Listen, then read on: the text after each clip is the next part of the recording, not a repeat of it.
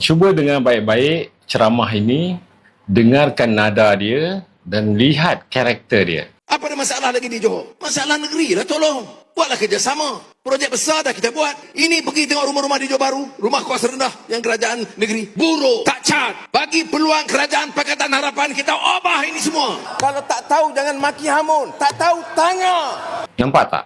Dari ceramah ini, kita dapat dengar nada marah. Satu karakter yang emosi. Jadi, kali ini saya nak bincang satu teori iaitu kita namakan sebagai psychoanalysis. Okey, sebelum saya pergi lebih jauh, saya nak tanya dulu. Apa sebab kita berpolitik? Jawapannya mudah. Kita berpolitik kerana kita tidak mahu berperang. Maksud dia ialah, apabila usaha-usaha diplomasi politik gagal, maka perang tercetus. Jadi, perang adalah manifestasi kegagalan diplomasi politik. So, dengan kata lain, politik adalah jalan terbaik untuk kita mengelak daripada berlaku perang. Bila kita berpolitik, kita tidak boleh marah-marah, kita tidak boleh emosi. Apatah lagi ketika nak menerangkan maksud atau menerangkan matlamat kita. Seperti video ini, dia jelas menunjukkan nada marah, nada yang penuh dengan emosi. So, bila kita lihat kembali video seperti ini menunjukkan seorang pemimpin ahli politik yang lama masih gagal mengawal emosi, bercakap dalam nada yang marah, dengan nada yang sangat tegang. Ini menunjukkan karakter sebenar beliau. So, bila ada pemimpin tertinggi seperti ini bercakap dengan nada yang tegang, dengan nada emosi, dengan nada yang marah, bagaimana esok dia akan mengurus dan mentadbir negara? Ketika mentadbir negara, dia akan berdepan dengan banyak masalah di peringkat pentadbiran, peringkat pengurusan. Adakah karakter sebegini cukup kuat untuk menjadi seorang pemimpin yang bagus? Okey,